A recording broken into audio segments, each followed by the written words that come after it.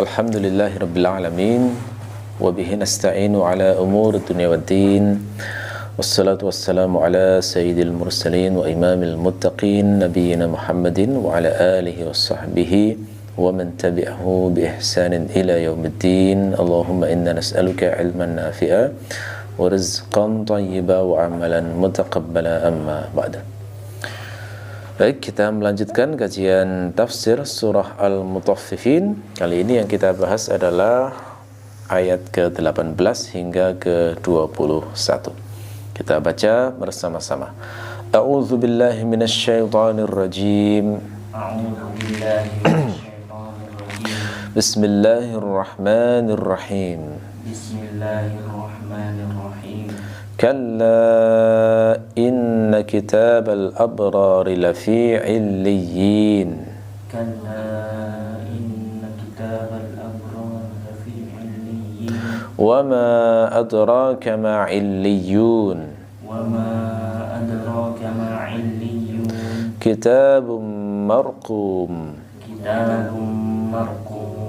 Yashhaduhul muqarrabun. Yashhaduhul muqarrabun. Baik, jadi ayat ini mulai dari ayat ke-19 ini itu sudah berpindah tema lagi, dan ayat kalla inna kitabal abrari lafi illiyin itu kalau dalam ilmu balaghah disebut sebagai muqabalah. Muqabalah itu semacam pernyataan kontras dari pernyataan sebelumnya.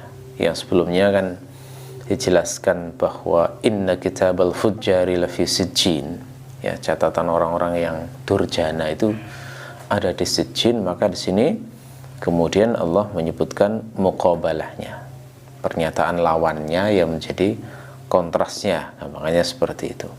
Dan ini memang menjadi uslub Al-Quran dalam banyak ayat yang selalu menyandingkan antara tabsyir dengan inzar.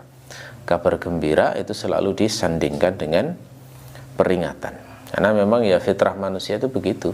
Fitrah manusia itu tidak bisa seumur hidup itu terus dikasih reward terus. Tidak bisa.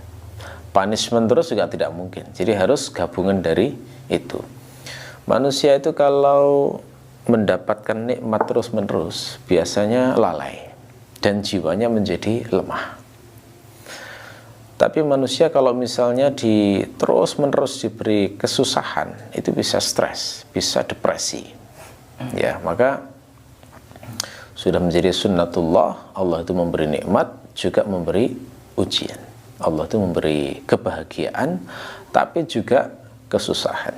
Dan Allah mengajarkan supaya menyambut kenikmatan itu dengan syukur dan menghadapi segala kesusahan dengan sabar.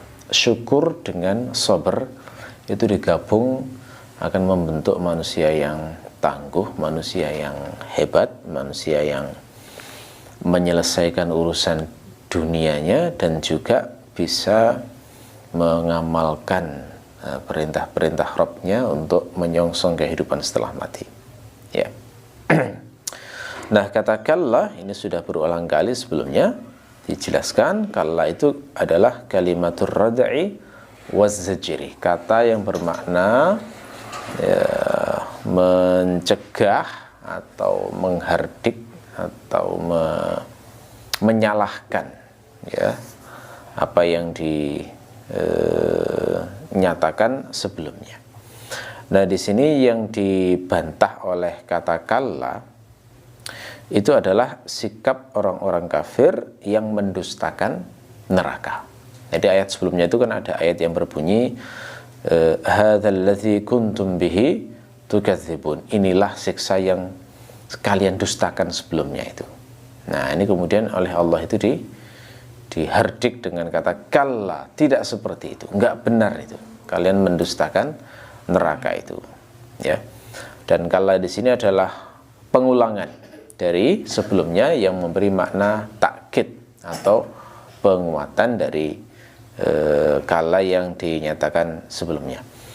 Dan sebagian mufassir itu ada yang menafsirkan dengan makna yang lebih mudah, yakni kalla langsung ditafsirkan sebagai haqqan, ya sungguh. Nah, bedanya apa? Kalau ditafsirkan sebagai kalimatur radya'i waz zajri, berarti kalla ini hubungannya dengan ayat sebelumnya untuk membantah kepercayaan atau keyakinan orang kafir sebelumnya. Sehingga pernyataan sesudahnya itu kalimat baru, istilahnya jumlah musta'nafah. Jadi kalla titik gitu ya, kemudian inna kitabal abrari lafi illiyin itu sebagai kalimat baru. Tapi kalau difahami sebagai haqqan, maka berarti ini menguatkan apa yang hendak dinyatakan sesudahnya. Nah, kata inna itu harfu ta'kid bermakna sesungguhnya. Kemudian kata kitab di sini, ini maksud adalah kitab untuk mencatat amal. Ya, ini khususnya di sini adalah kitab untuk mencatat amal-amal kebaikan. Jadi kitabul hasanat, gitu ya. Kemudian kata al-abrar, ini sudah kita bahas pada surat sebelumnya. Abrar itu jamak dari barrun. Barrun itu maknanya adalah alladzi yaf'alul birra, orang yang melakukan kebaikan. Ya, secara mudah juga bisa dimaknai barrun itu adalah taqi, orang yang bertakwa. Nah, kenapa orang bertakwa disebut barrun? Karena orang bertakwa itu barra rabbahu, yakni membenarkan perintah dari Allah, kemudian memenuhi amanah dari Allah. Ya, jadi bisa dikatakan barrun itu adalah mu'minun shadiqun fi imanihi, seorang mukmin yang sungguh-sungguh konsisten melaksanakan keyakinannya. Nah, kalau dikaitkan dengan konteks ayat ini, berarti ciri barrun itu adalah orang yang terutama sekali beriman pada hari akhir dan melakukan segala perbuatan itu dengan sangat hati-hati karena meyakini semuanya itu dicatat. Nah, itu ya. Itu makna dari kata barrun itu. Kemudian kata lafi illiyin, lamnya itu takkid ya. Jadi sudah ada kata inna, masih dikuatkan lagi dengan la yang bermakna takkid. Jadi di sini ada dua takkid. Jadi kitab catatan orang-orang yang baik, orang-orang yang soleh itu benar-benar fi illiyin, berada pada illiyin. Apa itu illiyin? Illiyin itu jamak dari illi. Itu bentuk wazan mubalaghah, wazannya fi'il. Ya. Kata Al-Farra, salah seorang ahli bahasa sekaligus mufassir, beliau mengatakan bahwa illiyun itu adalah irtifa' ba'da irtifa' la ghayata lahu. Jadi ketinggian setelah ketinggian yang tidak ada batasnya. Jadi itu untuk menunjukkan betapa sangat tingginya lokasi tempat tersebut. Ya. Nah, hanya saja memang illiyun ini tidak pernah didengar orang Arab. Meskipun dipecah dari istiqaqnya itu dari bahasa Arab, wazannya pakai wazan Arab, tapi orang Arab itu tidak pernah mendengar ini dalam percakapan mereka. Karena itulah sebagian mufassir mengatakan bahwa ini adalah isim alam.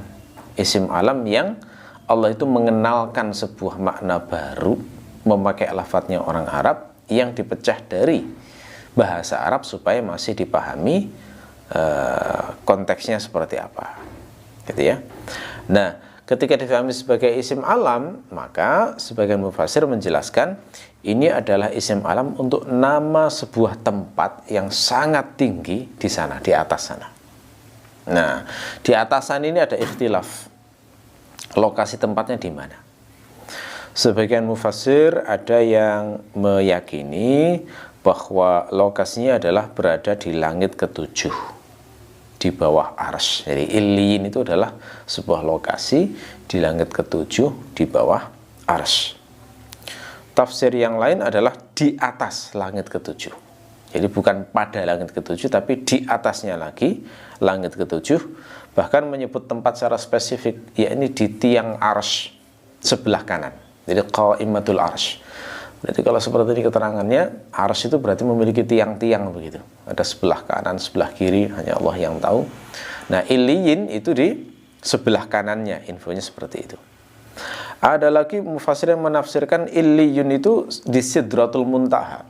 Keterangan kalau dalam hadis itu dikatakan Sidratul Muntaha, itu kan sebuah tempat yang merupakan tempat terakhir, tempat puncak, di mana makhluk itu sudah tidak sanggup lagi melewati itu. Ya, jadi ceritanya waktu Rasulullah Isra Mi'raj, begitu sampai Sidratul Muntaha, kemudian malaikat Jibril sudah tidak bisa lagi melampaui tempat setelah itu lagi. Ada tempat puncak. Jadi ada yang menafsirkan illiyun itu adalah Sidratul Muntaha. Ada lagi ulama yang menafsirkan bahwa itu adalah surga. Maksud dari illiyun itu berada di surga. Ada juga bahkan yang menafsirkan illiyun itu sifatnya malaikat.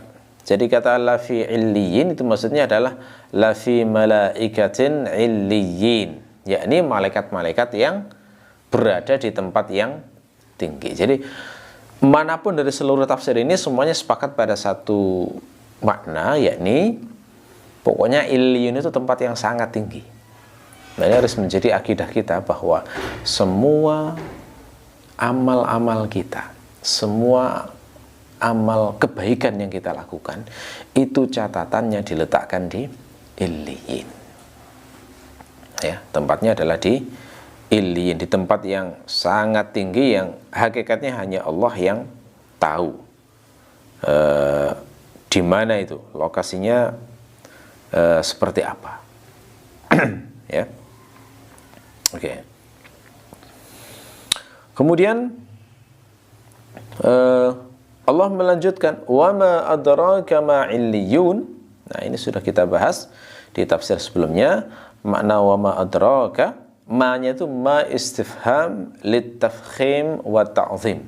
Pertanyaan untuk mengagungkan atau menjelaskan besarnya sesuatu yang hendak ditanyakan itu. Jadi ini bukan pertanyaan untuk mencari informasi, tapi pertanyaan untuk menunjukkan besarnya, agungnya illiyun itu. Ya, adraka bermakna a'lamaka. Dari kata daro. Daro yadri itu maknanya mengetahui. Jadi adro bermakna a'lama, membuat tahu. Wa ma adraka, apa yang membuatmu tahu wahai Muhammad. Begitu makna bahasanya begitu ya. Ma illiyun.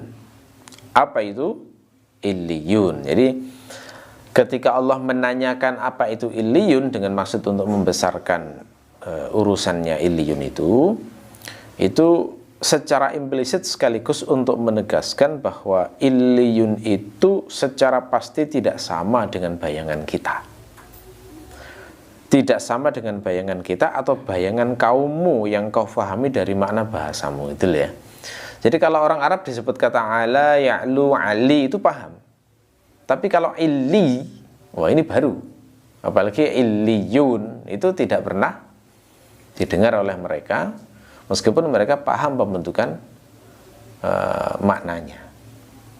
Ya, nah ini hal-hal yang semacam ini di dalam Al-Quran itu memang banyak ya, termasuk dalam hadis itu kata-kata yang itu asli Arab tapi diberi makna baru, tapi masih terkait dengan makna bahasanya. Ya, kata muflis misalnya, itu kan punya makna syar'i itu. Rasulullah pernah mengatakan atadruna mal muflis, tahukah kalian siapa itu muflis? Kalau disebut muflis, nah orang Arab ngerti maksudnya, bayangannya itu adalah oh muflis itu orang yang bangkrut, yang sudah nggak punya harta, nggak punya lagi barang-barang, nggak punya komoditi yang bisa dijual belikan. Nah, tapi Rasulullah memberikan makna baru. Muflis itu kalau kita bicara orang-orang yang beriman, itu nanti ada itu orang yang muflis di akhirat itu. Ya, ini orang yang membawa pahala puasa, zakat, haji dan sebagainya, tapi dia menumpahkan darah fulan, dia mengambil hartanya fulan, dia melecehkan kehormatan fulan, lalu akhirnya pahalanya itu diambil untuk dibayarkan pada orang-orang yang dizalimi itu.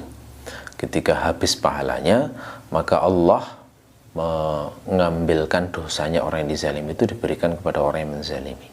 Maka muflis dia, bangkrut di akhirat. Tidak dapat apa-apa lagi, lalu dilemparkan ke neraka. Oh, ini hadis yang cukup mengerikan terkait dengan amal soleh ya. Karena kata-kata dalam hadis yang menyatakan bahwa orang datang membawa pahala puasa, pahala sholat, itu maknanya berarti sholatnya baik. Kok bisa dikatakan baik? Iya, ada pahalanya, berarti kan berhasil ikhlas dia. Berarti sholatnya baik, dia bisa ikhlas. Mungkin khusyuk sholatnya, iya. Puasanya baik, berarti nggak ada riaknya, nggak ada sum'ahnya. Hajinya juga baik, mungkin nangis-nangis saat ke tanah suci sana. Ada, artinya pahalanya itu ada.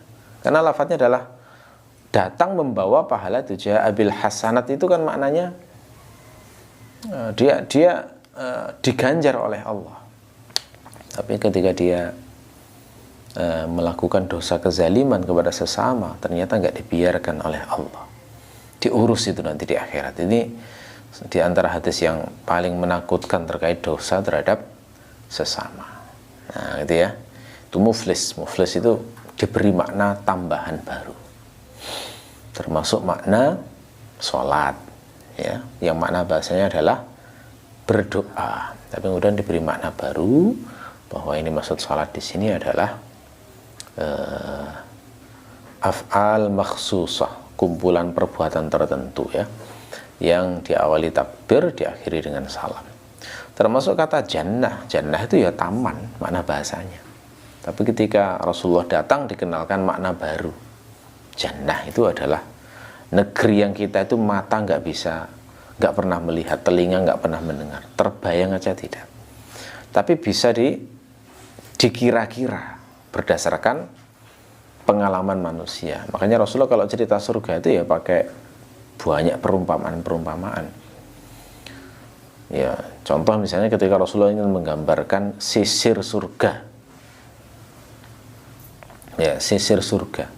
Itu saking indahnya, nggak ada yang bisa mendeskripsikan indahnya itu. Kemudian Rasulullah memberikan perumpamaan sesungguhnya sisir salah seorang di antara kalian di surga itu lebih baik daripada ini dunia ini semuanya. Jadi kayak saking indahnya, kita pakai perumpamaan-perumpamaan dan pendekatan-pendekatan itu ya.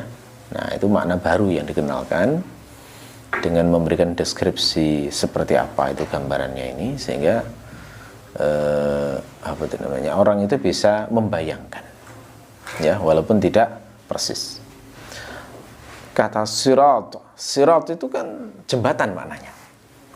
Sirat itu mana bahasanya jembatan. Jadi kalau disebut jembatan itu kita sudah bisa membayangkan sebuah tempat yang menghubungkan antara satu ujung dengan ujung yang lain, dilewati supaya orang tidak terjatuh pada area yang dalam ya, kira-kira kan begitu gambaran jembatan itu. Tapi kalau jembatan yang terbentang di antara surga dan neraka itu beda. Makanya Rasulullah mendeskripsikan dengan gambaran yang kira-kira bisa ditangkap oleh manusia. Ya, beliau mengatakan bahwa jembatan ini itu sangat tipis, sangat kecil, lebih tajam daripada pedang, lebih halus daripada rambut dibelah 7 dan seterusnya. Itu luar biasa itu gambarannya. Kanan kirinya itu ada duri-duri raksasa dan sebagainya. Itu sirat. Jadi sirat yang dimaksud di sini punya makna khusus, punya makna baru yang tidak sama dengan apa yang dibayangkan oleh manusia. Jadi di sini ketika disebut illiyun, ya secara bahasa bisa dipahami. Itu tinggi banget. Jadi ali itu kalau ala itu kan maknanya tinggi, ali itu yang tinggi. Tapi kalau illi itu bentuk mubalaghah, tinggi. Nah, kalau ditambahi ya dan nun yang bermakna jamak itu kadang-kadang bermakna mubalaghah lagi. Jadi illiyun itu seakan-akan ingin menunjukkan sesuatu tempat yang tingginya itu luar biasa tinggi, sangat tinggi. Ya, makanya di sini para mufassir berbeda pendapat tentang makna pastinya seperti apa, tapi semuanya sepakat dari satu makna ini, bahwa Illiyun itu adalah suatu tempat yang sangat tinggi. Ya, ini yang harus kita yakini ya ketika membaca Illiyun. Jadi ini sekaligus menambah ilmu kita bahwa amal manusia itu semuanya dicatat, baik amal soleh maupun maksiat. Ya, tetapi untuk amalnya orang-orang yang baik itu ada kekhususan, dicatat, diletakkan di Illiyun. Itu ya, itu ajarannya dalam agama kita seperti itu. Setelah itu diterangkan apa itu Illiyun, kitabum marqum. Nah, ini ada perkiraan lafadz, yakni kitabul abrar, kitabum marqum. Catatannya orang-orang baik itu adalah kitabun marqum. Kitab ini mungkin dimaknai hakiki, mungkin juga dimaknai majasi. Kalau kitab itu dimaknai hakiki, berarti maknanya adalah sahifah, lembaran-lembaran. Tapi kalau dimaknai hakiki majasi, berarti kitab dimaknai ihsa. Ihsa itu ya dokumentasi, penghitungan yang tidak harus fisik, sifatnya begitu. Ya. Adapun marqum itu maknanya ditulis dengan sangat jelas. Ditulis dengan sangat jelas. Jadi kalau pernyataan dari Ibnu Ashir itu, wal marqum al maktubu kitabatan bayyinatan tusbihur raqma fi thawbil mansuj. Ya, ditulis dengan tulisan yang sangat jelas, jadi nggak samar. Ya, itu maksud dari marqum. Sebagian ulama menafsirkan marqum sebagai makhtum. Jadi makhtum itu disegel, ya, disegel. Ada lagi yang menafsirkan mastur, tertulis. Ya, ada juga yang menafsirkan diberi tanda yang menunjukkan isinya baik, kitabun marqum. Yashhaduhul muqarrabun. Ya, yashhaduhul muqarrabun ini adalah sifat dari kitab. Jadi kitab itu disaksikan, yashhaduhu. Kata yashhadu dari kata syahida, itu bisa juga bermakna yahdur, menghadiri ya, yahduru atau menyaksikan. Bisa juga dimaknai ittala'a, yattali'uhu al-muqarrabin, diketahui. Ya. Ya. Al-muqarrabun, siapa ini maksud di sini? Muqarrab itu dari kata qarraba, mendekatkan, muqarrab yang didekatkan. Muqarrabun berarti yang orang-orang yang didekatkan. Yang dimaksud di sini adalah para malaikat. Jadi yashhaduhul muqarrabun berarti kitab catatan orang-orang baik itu disaksikan, dilihat, diketahui oleh malaikat-malaikat yang didekatkan Allah. Ya. Sebagian mufassir ada yang menafsirkan muqarrabun itu Israfil, malaikat Israfil. Jadi mereka menjelaskan begini, kalau seorang hamba itu melakukan amal soleh, maka para malaikat akan membawa catatan amal solehnya itu ke langit. Ya, jadi saat dibawa catatan itu, maka catatan itu akan bersinar sangat terang, seperti terangnya sinar matahari saat menerangi bumi. Jadi saat melewati langit itu terang, sepanjang jalan itu bersinar. Ya, begitu sampai di Israfil, maka kemudian distempellah catatan tersebut. Nah, itu maksud dari sebagian ulama menafsirkan yashhaduhul muqarrabun itu di situ. Jadi dipersaksikan. Ya. Nah, apa fungsinya dikatakan disaksikan orang muqarrabun ini? Nah, fungsinya ini adalah untuk memuliakan orang-orang yang soleh di bumi. Karena kadang-kadang bentuk memuliakan itu kan kebaikan seseorang itu ditampakkan kepada orang-orang yang mulia. Nah, ditunjukkan, ini menunjukkan, oh ini orang yang berprestasi, ya, ditunjukkan seperti itu. Jadi Allah membanggakan amal seorang hamba itu kepada para malaikatnya. Jadi kalau kita bicara tentang hadis-hadis atau riwayat yang menjelaskan Allah itu membanggakan amal manusia, itu banyak sekali. Contohnya yang paling sering itu, yang sering ditunjukkan itu adalah dalam riwayat adalah kebanggaan Allah terhadap orang-orang beriman yang beribadah wukuf di Arafah. Jadi wukufnya di Arafah itu kan memang ini ya, perlu perjuangan berat, apalagi di zaman dulu yang masih zaman belum maju. Wukuf di Arafah itu kan lokasinya panas. Dan bayangkan kata wukuf itu kan dari kata waqafa, berdiri. Jadi idealnya saat wukuf itu memang ya ibadah di sana itu berdiri berdoa kepada Allah. Itu mulai zuhur, setelah zuhur itu sampai maghrib, ya, bayangkan ya. Sholat di sana, doa di sana, munajat, ya mungkin berdiri, duduk, sujud, tapi yang paling dominan adalah berdiri untuk berdoa kepada Allah. Nah, ketika seseorang itu bisa beribadah semacam itu mengagumkan. Kenapa mengagumkan? Karena manusia itu diciptakan lemah. Manusia itu lemah sekali. Jadi kalau bisa beribadah setekun dan sekuat itu, Allah itu bangga. Jadi yubahi, gitu. Allah itu membanggakan hamba-hambanya yang berada di Arafah itu di hadapan para malaikat. Karena malaikat sebelumnya kan pesimis tuh. Manusia ini bisa nggak menyembah Allah dengan baik gitu. Nah, maka ketika ada sekumpulan hambanya yang bisa menyembah Allah secara luar biasa di Arafah itu dibanggakan dengan ditunjukkan, lihatlah hambaku ini. Nah, kira-kira suasananya lafaz yashhaduhul muqarrabun itu seperti itu. Jadi catatan amal hamba ini ditunjukkan, dipersaksikan oleh malaikat-malaikat yang didekatkan karena Allah ingin memuliakan hambanya yang beramal soleh di bumi. Ya, kira-kira begitu ya. Baik, tafsir hari ini saya kira cukup sampai di sini dulu. Mudah-mudahan bermanfaat. Kita insya Allah lanjutkan di pertemuan yang akan datang.